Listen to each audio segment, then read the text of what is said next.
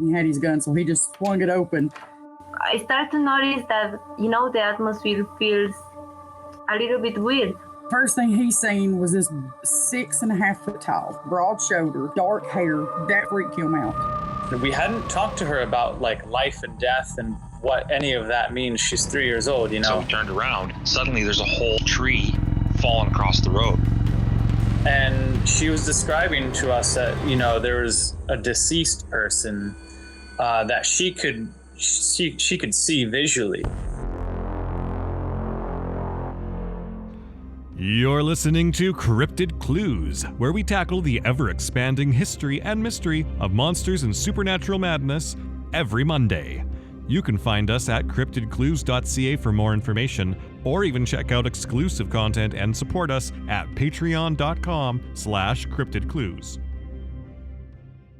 Hello, ladies and gentlemen. Welcome back to another episode of Cryptid Clues. I am your host, Taylor, and today we've got a full episode of experiences. And I want to thank everyone today for sharing these experiences. And I mentioned this before, but it's not always easy for people to share their encounters. And back in the day, a lot of those old timers either took or planned to take those stories to the grave with them. And I don't blame them. Society is not a friendly place to talk about those things, especially back in the day. It could be painting you as just a crazy town kook or something like that if you're ranting off about your experiences seeing a big hairy man or whatnot out in the woods. Like it's not always going to bode well because it's something that you're not supposed to be seeing out there, and people, that kind of change doesn't really work very well. But with the World Wide Web in today's age, it makes communicating and learning about these things a little bit easier. And I say that lightly because now with the introduction of AI, it sort of feels like we've taken one step forward, 2 steps back. And I guess time will ultimately tell how these things progress further, because it definitely makes these encounters a little bit less believable when they're like, oh, I got video footage, and it's like, oh, well, is that AI? And some people believe the AI videos, and it's not giving us that reinforcement that we need to learn more about these things, whatever these things really are. But folks like the ones that shared these experiences here today are the best chance we have at eventually, and maybe, dare I say, inevitably finding the truth. So again, I appreciate the sharing of these experiences. And before we get into our first one, I just want to shout out, you can reach us at cryptidclues@gmail.com. Episodes every Monday. And yeah, you can find us on our social media channels as well. So to start us off, and I quote, Friday, October 17th, 1997. I'll never forget the day. Banner Marsh, Illinois. Waning gibbous moon phase. My Uncle Ron and I were baiting hooks and setting catfish jugs off of a dimly lit dock on a strip mine far removed from much human interaction. We were trying to catch a mess of channel cats for my Aunt Patty's birthday fish fry the following day. We discovered that one of our containers of nightcrawlers was dried up and dead. So, Uncle Ron decided to head back to the local gas station to pick up some more. I stayed to watch the jugs and prepare some more for when he returned. I watched the taillights of Uncle Ron's El Camino exit the gravel road, and I immediately got an overwhelming feeling, almost like a sixth sense, that I was not alone. At this point, it was about 30 minutes past dusk. Suddenly, a foul, skunky odor filled the air, and almost simultaneously, I hit the switch on my spotlight and began to canvass the shoreline with the light. As I was moving the light from right to left, I saw it. It was frozen by the light. The hairs stood up on the back of my neck, and I was paralyzed by fear. What I saw was an 8 to 9 foot tall, ape caveman looking creature with long white and tan hair. It quickly retreated into the woods, but the memory is still frozen in my mind today. I believe I saw the Coal Hollow Road monster, or Cohomo, which had several reported sightings throughout the 1970s in a neighboring town. End quote.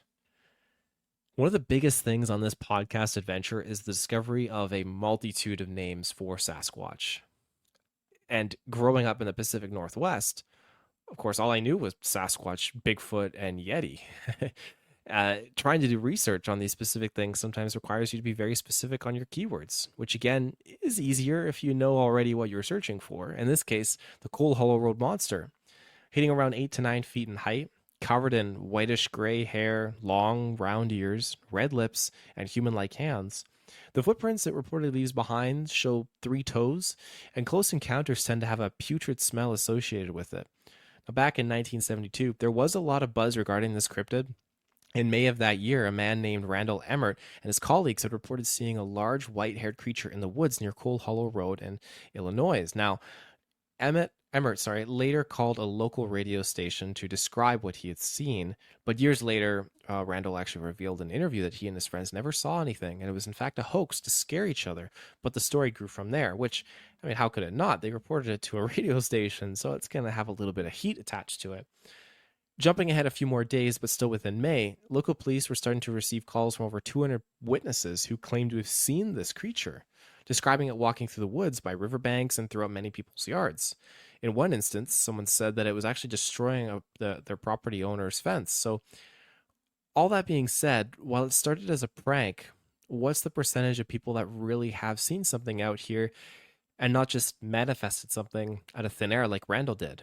Maybe even though at its core it was a hoax, somebody did see something. And then when this was presented on the radio station, I thought, oh my gosh, like this is my chance to come forward because I did see something out there. Whatever people are seeing out here, it still seems like something is being witnessed wandering in the woods and swimming in the rivers out here. So yes, what started as a hoax was a hoax, but I think that there is a lot more merit to this than meets the eye. And of course, that's my own perspective, and to each his own. But I think that there's a little bit more here. Our next experience takes us to Washington County, Pennsylvania, and I quote, "Location of multiple events and sightings, very remote. I worked for a water transfer company, utilizing high-density plastic pipeline to move water over several miles of hills and valleys to frac sites. Depending on the lay of the land and the distance, sometimes you needed several booster stations to keep the water moving. They are usually isolated, like in the middle of the woods, down in the valleys, isolated with just a sketchy handheld radio to contact the nearest station up the chain. Now, usually, these stations are just a light plant, a huge loud compressor moving the water, and you. Sometimes you had a truck, and sometimes you didn't. On this night, I was down in a valley at the end of a long gravel road next to a creek at the water source. I had a truck, a light plant, a water compressor, and a porta potty, no cell service, only a sketchy radio to the nearest guy a mile uphill. The truck had a flat, but would run, so heat, air conditioning, and a power source. I also had a spotlight. And around 2 a.m., the frac was down, the pumps were off, quiet.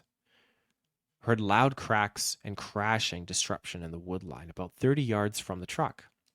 I started spotlighting, couldn't see anything. Next thing I hear is the loudest rib bones vibrating in my chest roar from that tree line, and a huge branch, I'd estimate 8 to 10 inches in diameter, comes sailing out and hit the front of the truck. This roar made the side of the rearview mirrors vibrate while it was going on, and then I heard the crashing retreat. I was scared to death. I almost threw up, scared, and the guy a mile away heard it. I had him come pick me up, and for the rest of the night we ran down there together to the fuel stop the pumps. Never went there alone after that. After I left that particular job, a few others had some scary experiences, but nothing quite like mine. I had heard about this next part from a different crew of guys sometime after I had gone. And after a few nights of hearing noises and crashing in the woods, they rearranged the bulbs on the quad bulb light plant to point into that tree line at night. Shortly after they did this, it was found pushed into the creek and totally wrecked between crew change.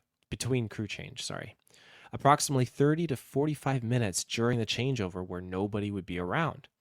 Now, I'm not saying it couldn't have been a group of people, but each time any sort of light, my spotlighting or the light plant, was shined into those woods, things happened, and they happened days in a row and then sometimes weeks apart. There would have to be people in those woods almost around the clock if it was people doing this. I'm very happy to get out of there. Now, after this job finished, maybe a week or two later, a guy I trust and have known for years had to go down to the spot and pick up a piece of equipment. Shortly after sundown, alone. He said as soon as he got out of the truck, he felt weird, like he was being watched or shouldn't be there. This guy has sat in the woods alone on jobs all night alone and never got scared. So he shook it off and got the equipment attached. On his way out, he said he saw a huge, hulking black figure standing in the tree line watching him drive by from about 6 feet away from the passenger side of his truck. Scared him literally almost to death. End quote. When chatting with this individual, they mentioned to me how they had contacted a local paranormal group to investigate, After acquiring the permissions and the green lights to go onto this property and check things out, they all got out there during daybreak and then had left the group just before nightfall. Now, the gentleman's uncle told him that the group had left out of there in a quick hurry sometime shortly after night had fallen.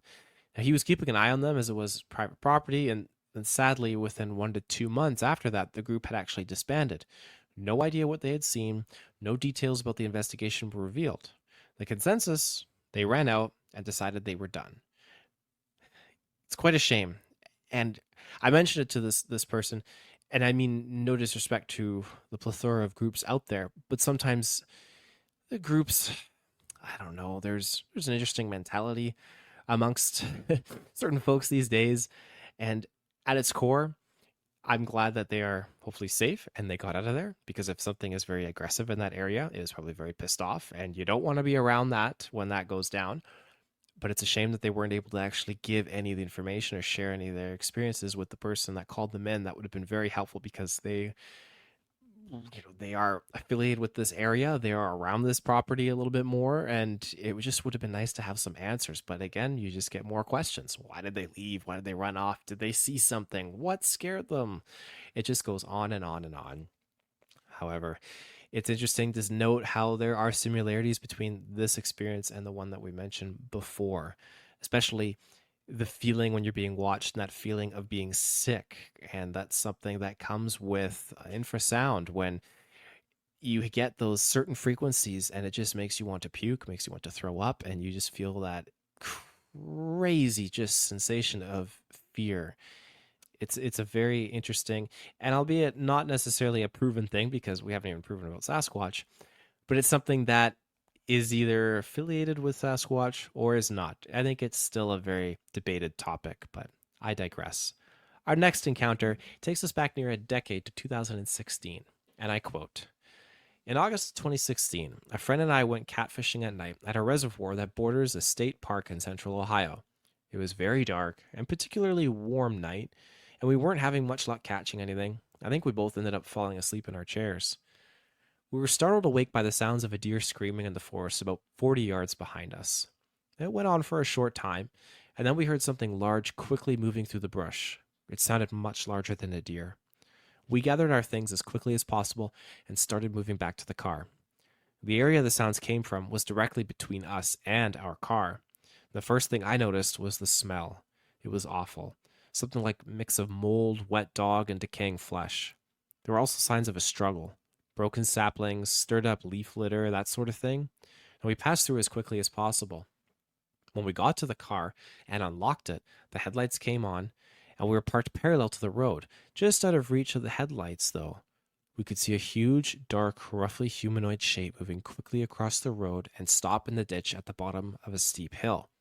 It looked in our direction, and its eyes reflected a weird, orangish yellow color. It didn't look like the eyeshine of any animal I'm aware of, and it disappeared into the trees and up the hill. We returned the next day for some gear we left behind in our haste, and decided to recreate the road crossing to try and get a sense of the size of whatever we saw. Now, my friend is 6'5", and the eyes seem to be at least 6 inches higher than the top of his head. It also might be worth noting that the hill the animal climbed is steep enough that I couldn't efficiently climb it without using small trees to hold myself up. I don't necessarily believe that we encountered a Bigfoot that night. I don't really know that I think something like that could actually exist. However, I'm very experienced in the outdoors in that area, and the speed and size and awful smell of whatever we saw that night aren't comparable to anything I've seen or experienced before or since." End quote. I like that this individual doesn't just allot this experience in as Bigfoot. Based on their own preconceived notions and understandings, I know preconceived sounds negative, but hear me out. It's absolutely fair to be apprehensive and skeptical on what this really could be. We hear the story and the signs all point towards Bigfoot, sure, but we weren't there, and we don't got visual confirmation. So all we can do is catalog it and compare it to other experiences, and of course, just form your own perspective on it. Me personally, yes, I do think this is potentially a Sasquatch based on the reported details of the encounter, but ultimately none of us really knows. The signs are definitely there, and the eyes that are reflecting in the light, that's very interesting as well. But I digress. It's just a fascinating piece of evidence that just gets cataloged amongst the rest that we can just pull from and examine and just think, what was that? Now, here we have our last encounter, which I wanted to save for last, but note that this is around 30 miles away from the Pennsylvania encounter that we mentioned earlier in this episode, and I quote, "I was hunting roughly 30 miles north of this location in Washington County, Pennsylvania. I saw a buck who wouldn't come in, so I sat for about 40 minutes past dark. I climbed down my tree with my self-climber. It's noisy, but once I packed everything up and moved, it was about 15 minutes. I take my trail out of the trees to a high grass field with an 18-inch wide game trail. Now I fox spray boots in and out. I slowly start the half-mile walk out to my truck. 50 feet into my hike, I hear movement in the trees below me. Now I'm walking the high side of the head of a hollow. It's 200 yards wide of trees, small stream in the center. I stop immediately and think, that damn buck. I wait 10 minutes, nothing. I slowly start walking. 50 yards, I hear movement directly behind me. I stop. It stops. I wait. Nothing. I move again. I don't remember how far, like 10 or 30 yards. Movement. I stop. It stops. I wait. This thing goes on probably till I'm halfway back. I stop.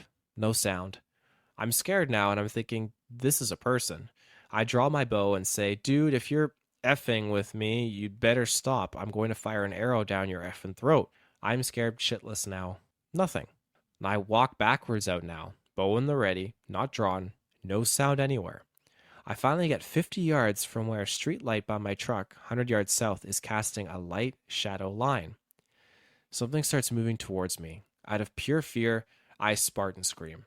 Everything stops. 5 seconds later, I hear the loudest huff I've ever heard. I felt it from head to toe. I don't know how long I stood there, but I started 1 foot at a time, slowly moving backwards. Once I got deep into the light, whatever was there came forward until it hit the shadow line.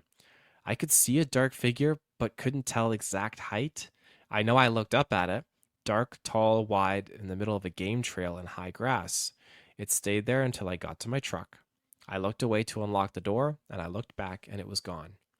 It took me 10 years before I ever went bow hunting again.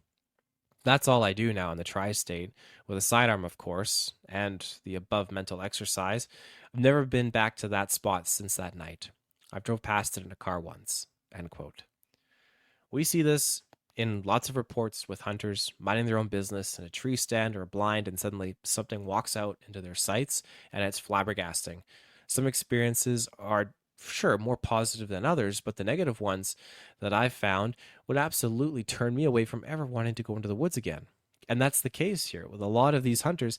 They're not going out to those hunting spots anymore when they see something like this. And lots of hikers too, when we see the escort situation in this experience, there are many hikers' reports where they say, oh, I'm out doing this. I wandered off the trail for a little bit and I was going, and then something was paralleling me. It was walking when I walked. It would stop when I would stop. This is very common. And it would follow me right up till I got to the parking lot when I got back to the main trail, and then it disappeared and so forth. And that's when I started to feel like, oh, I was more safe again. There are certain parts of the forest that I think, whatever these things are, they have very strong connections to it. They have very protective positions on it, and they don't want people trespassing or going in there. And there's a lot of discussion surrounding, oh, what to do and how to be respectful of this and so forth. But at the end of the day, you wouldn't want someone walking into your house, and I think that's just what they're exercising. You're walking into theirs, and they don't like it. But it's an incredible thing, and it's very conflicting as well in seeing something that shouldn't exist. While we all have different beliefs, most of us don't really believe in Bigfoot, at least until the evidence presents itself. And when I say most of us, I mean as a society in a whole. Most people don't. But it changes a person when you see something like this, either to seek more answers or to just recapture a state of beforeness, if that makes sense. Like, oh, I saw something that shouldn't exist. This thing terrified me. It huffed. I just want to forget about it, shut up about it. I'm going to go back to what life was like before I ever saw something like that and close that out. Or, like I said, the other option, I got to figure this out. I'm going to go and back into the woods, explore and discover and find prints and get another sighting. But it's all to each his own. Everyone is so unique and everyone is so different. And we handle and process these in our own ways. And there really is no wrong way to do it, because Sasquatch. it's Bigfoot. It's a big thing. But I digress. I hope you all enjoy these experiences as well. Again, I appreciate the fine folks that were sharing them. Those listening, if you have experiences similar to these, you want to discuss or talk about it, feel free to comment below or reach out to us on the show. CryptidClues@gmail.com. We would love to hear from you. Like I said, we're on social media pages as well. So until next time, we'll be back with more discussions on the ever-expanding history and mystery of what is out there. Thank you for tuning into today's episode. And remember, everyone, take care and stay safe.